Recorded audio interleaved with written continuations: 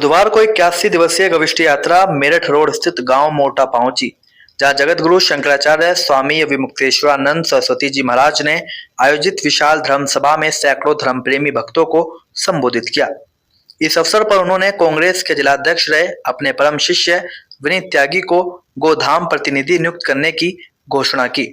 कार्यक्रम का आयोजन विनीत त्यागी ने किया, जबकि सह संयोजक संदीप कुशवाहा रहे। शंकराचार्य स्वामी विमुक्तेश्वरानंद सरस्वती ने हिंदू धर्म में गौमाता के आध्यात्मिक सांस्कृतिक महत्व पर विस्तार से प्रकाश डाला। जगतगुरु शंकराचार्य ने कहा कि सनातन परंपरा में गौमाता को पूजनीय माना गया है और गोरक्षा समाज की नैतिक जिम्मेदारी है। शंकराचार्य ने उपस्थित जनसमूह को गविष्ट यात्रा में तन मन धन से जुड़ने की शपथ दिलाते हुए कहा कि प्रत्येक व्यक्ति को गोरक्षा के इस महाअभियान का हिस्सा बनना चाहिए। उन्होंने वर्तमान योगी मोदी सरकार से मांग की कि गौमाता को तत्काल राष्ट्र माता घोषित किया जाए और देश भर में गोहत्या पर पूर्ण प्रतिबंध लगाया जाए। उन्होंने चेतावनी दी कि यदि गोहत्या पर रोक नहीं लगाई गई और गौ माता को राष्ट्र माता का दर्जा नहीं दिया गया तो भविष्य में समाज को बड़े आंदोलन के लिए बाध्य होना पड़ेगा। ये गविष्ट यात्रा गौ माता के प्राण प्रतिष्ठा की रक्षा के लिए 3 मई को गोरखपुर से निकली है। उत्तर प्रदेश की सभी विधानसभा क्षेत्रों में जाकर के वहां के मतदाताओं से संवाद स्थापित करने का इसका लक्ष्य है। लगभग 200 से ऊपर विधानसभा क्षेत्रों में जाकर के वहां के मतदाताओं से संवाद स्थापित करते हुए गाजियाबाद के मुरादनगर विधानसभा क्षेत्र में इस समय हम लोग आए हैं। यहाँ पर भी लोगों से हमारा संवाद हुआ है और लोगों ने आने वाले चुनाव में गौ माता की रक्षा के लिए वोट देने का और एक भव्य दिव्य गौधाम बना करके गौ माता का आशीर्वाद प्राप्त करने के लिए एक नोट अभियान चलाने का संकल्प यहाँ पर लिया है। हाँ जी, आपकी एक ये भी मांग है कि गौ माता को राष्ट्र माता घोषित किया जाए। प्रदेश के मुख्यमंत्री कहते हैं माँ और बेटे में घोषित करने के बीच क्या चीज है? ऐसा है कि माँ के बेटे के बीच में घोषित करने की चीज ये है कि बिना घोषणा पता नहीं चलता है कि कौन किसका बेटा है और कौन किसकी माँ है। कैसे पता चलेगा बताओ? आप पैदा हुए हो, हम जानते हैं कि किसी न किसी के बेटे हो, लेकिन जब तक आप घोषित नहीं करोगे कि मैं इनका बेटा हूं, कैसे पता चलेगा? तो ऐसे ही जब तक स्टेट हमारा राज्य घोषित नहीं करेगा कि हमारी माँ के रूप में हम इनको स्वीकार करते हैं, तब तक कैसे पता चलेगा कि कौन किसकी माँ है? बताओ।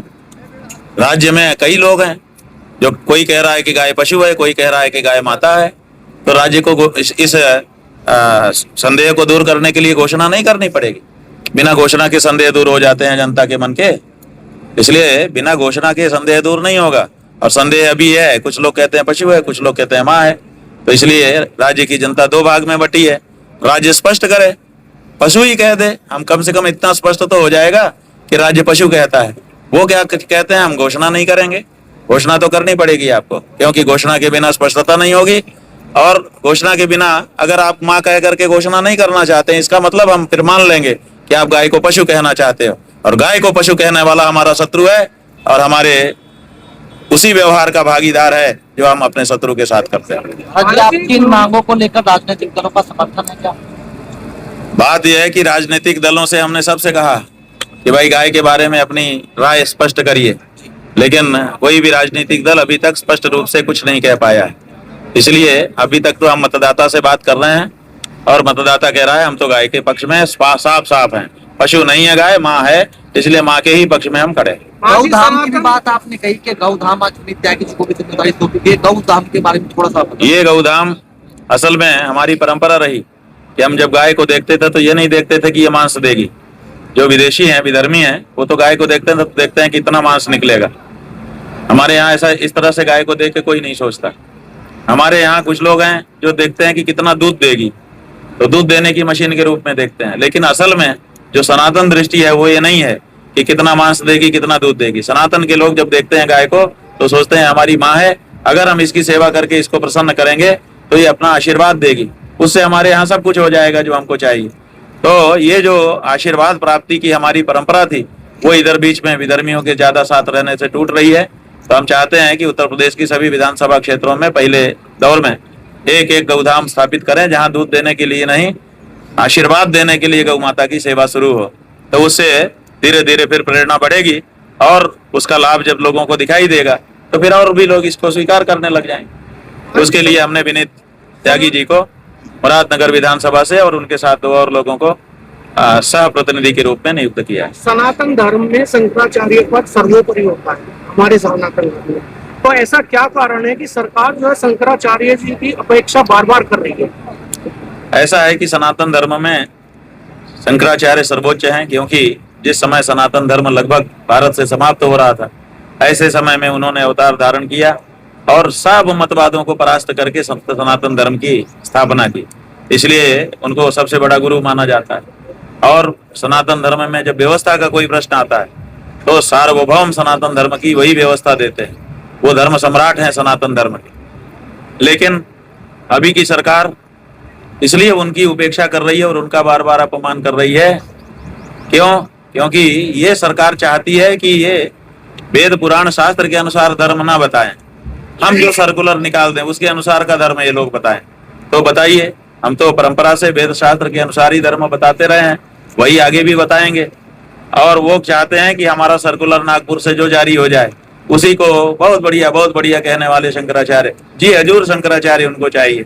हम जी हजूर ही नहीं कर पा रहे हैं, इसीलिए हमारी उपेक्षा और प्रताड़ना हो रही। देखिए, हमारे तो भाग धन्य हो गए कि इतनी बड़ी, मैं तो कहूँ भगवान स्वरूप शंकराचार्य जी हमारे बीच में पधारे। हम सभी लोगों का सौभाग्य है, गांव के सब लोग, परिवार के, समाज के और लोग भी, सब समाज के लोग यहाँ उनके नाम से इकट्ठा हुए, तो हमारे लिए बहुत बड़े सौभाग्य की बात है उनके चरण हमारे यहाँ पर पड़े। अच्छा, आपको शंकराचार्य जी ने एक अहम जिम्मेदारी दिया है, क्या कुछ कहेंगे इस बारे में? मैं सिर्फ इतना कहूंगा कि बिना राजनीतिक उसके जो जिम्मेवारी महाराज जी ने दी है उस पर मैं समझता हूँ गाजियाबाद सदर उत्तर प्रदेश से पहले नंबर पर रहेगा। जो जिम्मेवारी दी है उसमें आज हम पुनीत भाई, हमारे एक यश भाई और एक आचार्य विकास जी हैं, वो साथ में जिम्मेवारी मिली है, तो बखूबी उस पर परिणाम उसमें जल्दी देंगे। अच्छा, शंकराचार्य जी ने भरे मंच से आपकी तारीफ किया है और आपके बारे में काफी अच्छे शब्द कहे हैं, और ऐसे जो है श्रीमुख से, इतने बड़े महात्मा के मुख से आपने अपनी तारीफ सुनना कैसा लगा? देखिए, मैं सिर्फ ये कहूंगा कि जैसे महाराज जी ने कहा कि भाई निरंतर आप अगर आप रेगुलरिटी किसी काम में रखते हैं और आप सच की तरफ बढ़ते रहें, जो आपके जैसा आप चीजें अपनी तरफ से आप बेस्ट करते रहे, तो मैंने अपना बेस्ट करने का हमेशा प्रयास किया है, सत्य के साथ हमेशा खड़ा रहा हूं, और यही कारण शायद है कि महाराज जी का मुख से हम जैसे तुच्छ व्यक्ति के लिए इतनी बड़ी बातें निकली, वो बड़ी बड़ी सौभाग्य की बात है। और उससे बड़ा अंदर से हृदय जो गदगद है, आत्मा जो है बड़ी गदगद है। गौ धाम की भी जिम्मेदारी आपको सौंपी है, प्रतिनिधि भी नियुक्त किया गया है, क्या आप कुछ कहेंगे और उसको लेकर किस तरह की तैयारियां भविष्य में? जल्दी आपको 2 महीने के अंदर अंदर, लगभग मैं समझ 2 से 3 महीने के अंदर आपको एक बड़ा अच्छा परिणाम दिखाई देगा, और उसमें जो बहुत सारे लोग अब तक ये संगठन चलते आए हैं, मैं समझता हूँ उनसे बेहतर काम करने का काम किया जाएगा, ये मैं कहूँगा।